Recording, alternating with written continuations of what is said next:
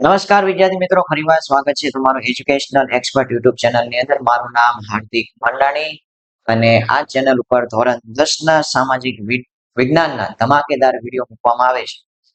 અને chapter number 15 છે એ આપણે કમ્પ્લીટ કરવાનું છે. ત્યારબાદ 16, 17, 18, 19, 20, 21, 22 ને 23 અર્થશાસ્ત્રના બધા જ ચેપ્ટરો આ ચેનલ ઉપર મૂકવામાં આવશે.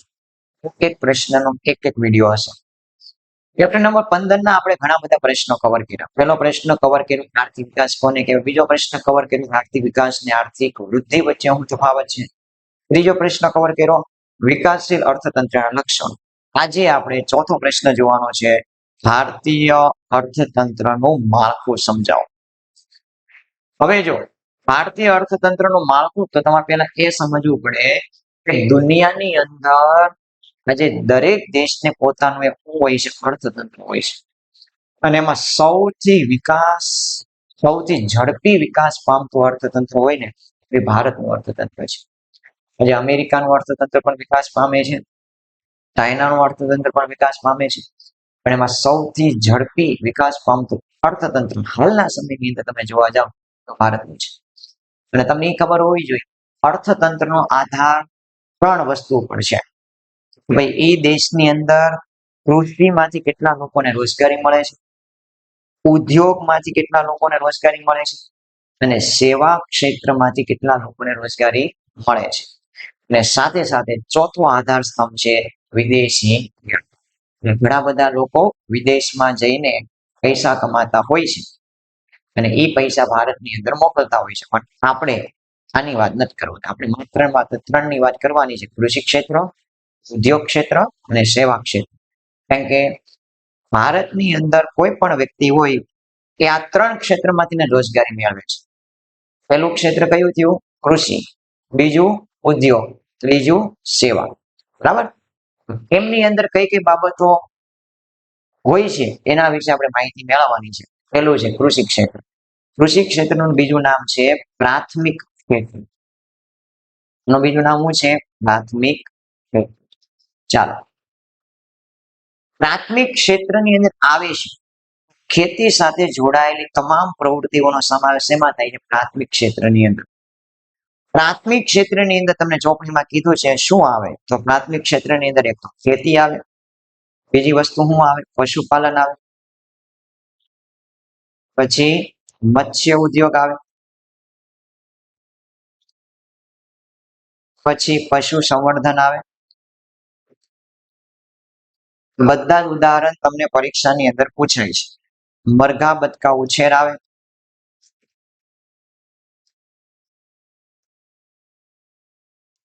પછી તમને કીધું છે મધમાખી ઉછેર આવે, મધમાખી ઉછેર. પછી તમને કીધું છે ખનિજોનું ખોદકામ.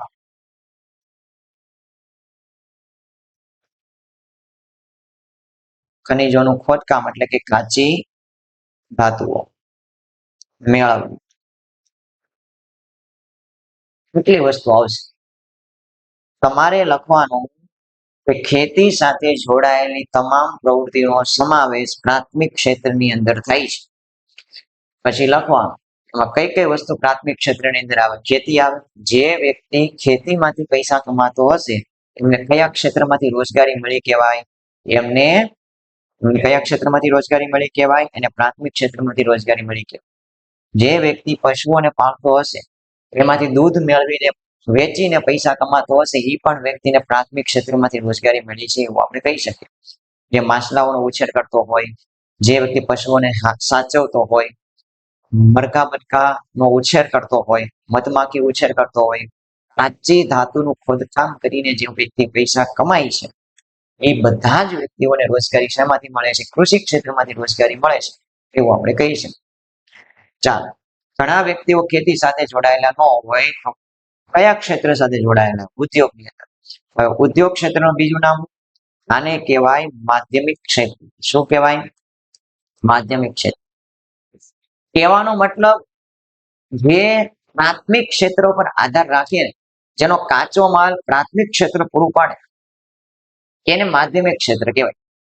જેમ કે કોઈ ખેડૂત કપાસનું વાવેતર કરીને ઉત્પાદન લઈને પૈસા કમાય છે તો એ વ્યક્તિ રોજગારી એમાંથી મળી પ્રાથમિક ક્ષેત્ર. કોઈ વ્યક્તિ કપાસનો ઉપયોગ કરીને કાપડ બનાવીને પૈસા કમાય છે તો એ વ્યક્તિને રોજગારી મળી માધ્યમિક ક્ષેત્રમાં છે. આ માધ્યમિક ક્ષેત્રની અંદર શું આવે? કોઈ નાનો ઉદ્યોગ હોય ત્યાંથી શરૂ કરીને કોઈ મોટા વિશાળ કાંઈ ઉદ્યોગ પણ કેમ ન હોય, બધા જ ઉદ્યોગોની અંદર જો કોઈ વ્યક્તિ કામ કરતો હોય, એમાં કામ કરીને શું કરતો હોય, રોજગારી મેળવતો હોય તો આપણે એમ કહી શકીએ એ વ્યક્તિને રોજગારી ઉદ્યોગ ક્ષેત્રમાંથી મળે છે. એની પછી તમે જુઓ ઉદ્યોગ ક્ષેત્રની અંદર બીજી કઈ વસ્તુ આવે? ઉદ્યોગ ક્ષેત્રની અંદર તમે પેલું લખવાનું નાના પાયાના ઉદ્યોગોથી લઈને મોટા પાયાના ઉદ્યોગો સુધીનો સમાવેશ એમાં થાય છે ઉદ્યોગ ક્ષેત્રની અંદર. બીજી વસ્તુ કઈ આવે? ઘણા ચોપડીમાં નહીં હોય તો નોટ ડાઉન કરતા જજો. ઉદ્યોગની અંદર બીજું આવશે બાંધકામ. બરાબર, બાંધકામ કયા ક્ષેત્રની અંદર આવશે? માધ્યમિક ક્ષેત્રની અંદર. પછી મારા ખ્યાલથી આવશે વીજળી. વીજળી પણ તમને પૂછે કયા ક્ષેત્રમાં આવશે તો ઉદ્યોગ ક્ષેત્રની અંદર. બાંધકામ છે, વીજળી છે, ગેસ પરિવહન, આ લખજો, બધા બોર્ડમાં પૂછાઈ ગયા છે. પછી છે પાણી પુરવઠો. આ બધું જ આ ક્ષેત્રોમાં જે બાંધકામમાં કામ કરતા હોય, વીજળી બનાવતી કંપનીમાં કામ કરતા હોય, ગેસનો પુરવઠો પૂરો પાડતી કંપનીમાં કામ કરતા હોય, પાણીનો પુરવઠો પૂરો પાડતું કોઈ ગવર્મેન્ટ ની કોઈ સંસ્થા હોય અથવા તો કોઈ પ્રાઇવેટ એજન્સીની અંદર કામ કરતા હોય તો બધા જ રોજગારી કયા ક્ષેત્રમાંથી મળે છે? માધ્યમિક ક્ષેત્રમાંથી રોજગારી મળે. મતલબમાં જ્યાં કંઈ પણ વસ્તુનું ઉત્પાદન થતું હોય એને કહેવાય માધ્યમિક ક્ષેત્ર. રેડી? ચાલો, પછી આના ઉદાહરણ તમને બોર્ડની અંદર પૂછાય છે. એની પછી આપણે જોવાનું છે સેવા ક્ષેત્ર. સેવા ક્ષેત્રને અંગ્રેજીમાં કહેવાય સર્વિસ સેક્ટર. અને આજે મોટા ભાગના લોકો કયા ક્ષેત્રમાં કામ કરે છે? સેવા ક્ષેત્રની અંદર કામ કરે છે. આની અંદર શું આવે? તમે જો આની અંદર ઉદાહરણ તરીકે કોઈ શિક્ષક છે. શિક્ષક, હવે શિક્ષક ખેતીમાંય કામ નથી કરતો અને શિક્ષક કોઈ ઉદ્યોગમાંય કામ નથી કરતો. આ શિક્ષકને રોજગારી શેમાંથી મળી? આ શિક્ષકને રોજગારી મળી સેવા ક્ષેત્ર. કેમ કે શિક્ષક એક પ્રકારની સર્વિસ આપે છે, સેવા આપે છે અને એના બદલામાં શું કમાય છે? પૈસા કમાય છે. તો એનો મતલબ શિક્ષકને સેવા ક્ષેત્રમાંથી શું મળી? રોજગારી મળી. તો શિક્ષક એટલે કે શિક્ષક સેવા ક્ષેત્રની અંદર આવે. તો ડોક્ટર હોય, હવે ડોક્ટર છે એ નથી ઉદ્યોગમાં કામ કરતો, નથી ખેતીમાં કામ કરતો. તેનો મતલબ ડોક્ટર સારવારની સુવિધા આપે છે અને એના બદલામાં શું કમાય છે? પૈસા કમાય છે.